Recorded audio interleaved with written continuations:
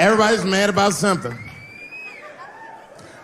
Recently, I got attacked online by some gay bloggers, and it hurt my feelings. I have no problem with gay people, but I fucking hate bloggers.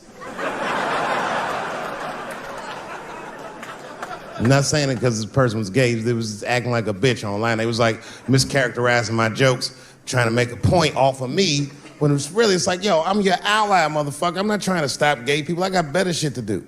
This motherfucker was saying things to try to get gay people to beat me up. Seriously, he was like, Dave Chappelle's jokes. I don't know how he actually talks, I'm just making his voice up. Dave Chappelle's jokes were an affront to the manhood of all gay men. What the fuck does that mean? I didn't say anything that would allude to gay men not being men. I know you men. In fact, what could be manlier than fucking another guy in the ass? It's the most gangster shit I've ever heard of in my life. I told you I'm not cut out for that. I'm a pussy. You know what I said? That's all I said. First of all, I'll tell you right now what I said. And I will tell you that this was not a joke. It's a true story. And I just happened to tell it. All right, what happened was I went to a gallery party, all right? I don't know who in here has ever been rich before, but these are very nice parties. You know, wine and cheese and baller conversation. And there was a few eccentric types, one of which was a very wealthy man that happened to be wearing a dress. I don't know what you call man. This is a tranny or a drag queen, perhaps. Whatever it was definitely a man. And this man was definitely on drugs. I don't know what kind of drugs he's on, but I knew he had too much. He didn't look good. It's like this, he's like, he looked sick. And all his friends were standing around him, concerned, trying to revive him. I don't know whether it looked like some kind of gay CPR. There was fanning and shit.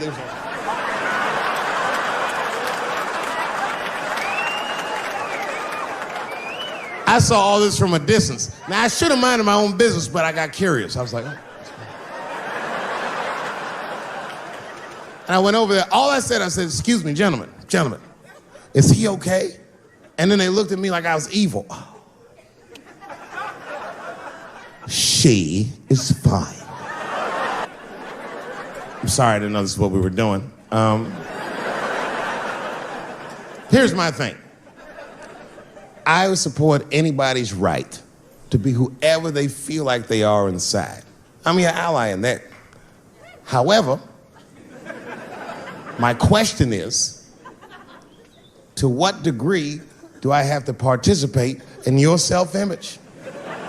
Is it fair that I have to change my whole pronoun game up for this motherfucker? That doesn't make sense.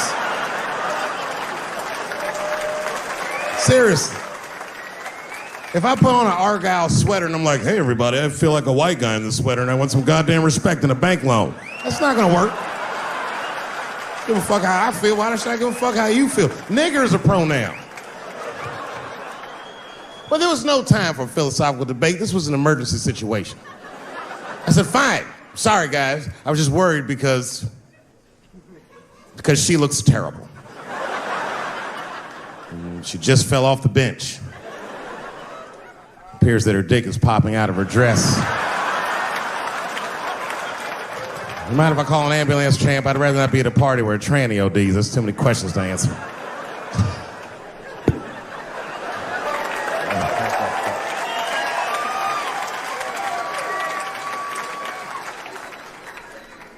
Okay, I've been through this before. I had a friend from high school. Now, in high school, this guy was a thug, right? He was a fucking dope boy. He did it all. He's a wild dude. People used to be very scared of him. And then after high school, word on the street was he'd come out the closet.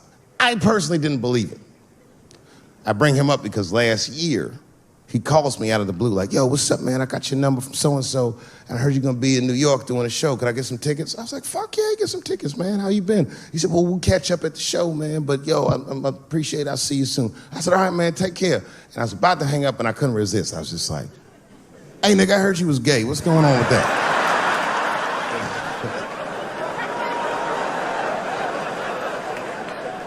And I wish I didn't ask, because he sounded like he was dying to talk about that shit. And he had a long story about it. And it's not that I didn't care, but I was, I don't like talking on the phone. I was watching TV at the same time. So I just wasn't really paying attention like I should. But I was trying to sound supportive, but I didn't really know what to say. So I was just like mumbling shit throughout this conversation. I was just be like, nigga, you gay, man. You just gay. Like, This went on for a while, and then finally I had to say something like definitive to get him off the phone. And I was like, hey, man, you know what? Don't let people get you down, all right?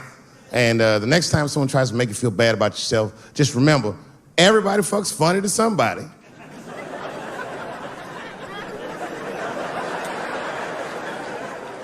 He didn't like that shit. He's like, what the fuck does that mean? I said, huh?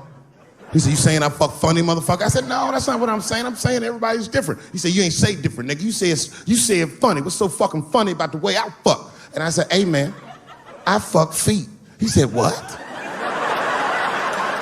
Oh, this is not a joke, ladies and gentlemen. I get women to squeeze their feet together like this, and I fuck them right in that little space in their feet. But you can't build a community behind that shit. There's no flag for us. That shit made him laugh. And the next day, after the show, I saw him backstage. He was like, yo, what's up, man? I'm like, oh, shit, what's going on? And he had his buddy with him. He goes, Dave, I want you to meet Manuel. Manuel's my fiance. We're in New York getting married because it's legal here. I said, well, gracias. And he went to go get some drinks. And then my buddy looked at me, he was like, so Dave, what do you think?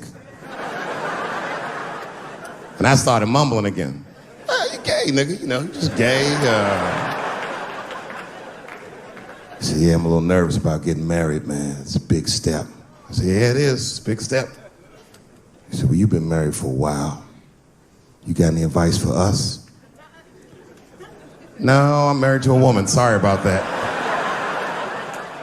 And he corrected me, he said, no, you married the person that you love. So it's essentially the same. I said, man, the problem with that statement is that it makes the assumption that I love her. But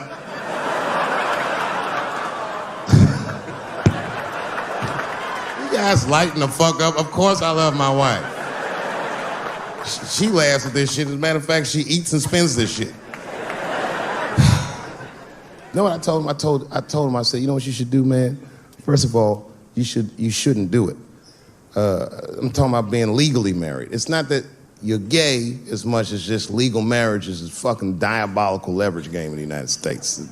I'm just being honest. Devoid of religious significance or the idea of love, marriage is nothing but an awful contract that you shouldn't sign. I'm just being real.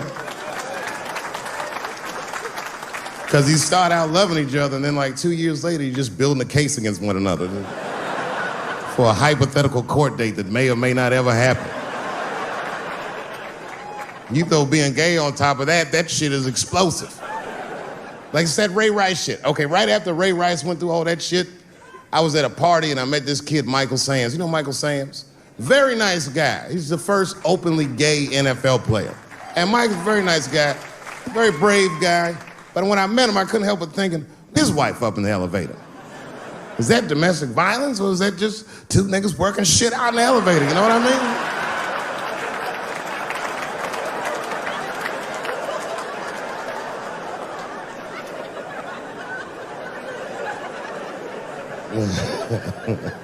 Anyway, I give all married men the same advice, gay or straight. Get a dog. His dog will love you all the time, but she's not going to. It's real talk. I didn't even know about dogs, and my kids got the dog. They brought him home from the shelter, and I didn't even want him. They're like, can we keep him? I said, nope. I said, where'd you even get this dog? They're like, we got him from the shelter. I was like, ugh. Probably something wrong with him. Can't keep him. And then my kids started crying and screaming like the dog had gambling debts. Please, Dad, if you don't let us keep him, they're gonna kill him. I was like, oh. All right, you can keep him. And this dog was a menace.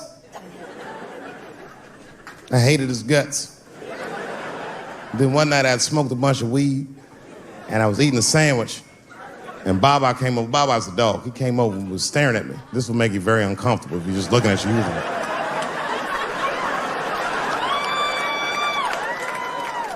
I had to give him a piece of my sandwich so he'd go away. And that's how we became friends. Now, if you see me walking down the street with Baba, I ain't got no leash or nothing. He walks right next to me. If I stop, he'll stop. And if I go, he'll go. And all my friends are like, yo, Dave, that shit is dope. How you train Baba to do that shit? I've never trained Baba. I'm just a messy eater. If I drop food and Baba's not around, all I gotta do is call him. Baba! He's a black dude's dog, so he doesn't come right away. He peeks first to see what's going on.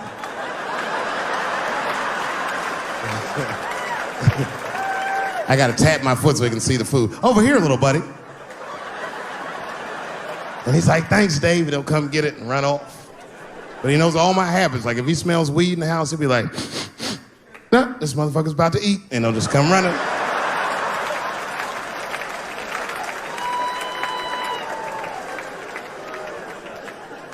Baba got me through a very difficult time.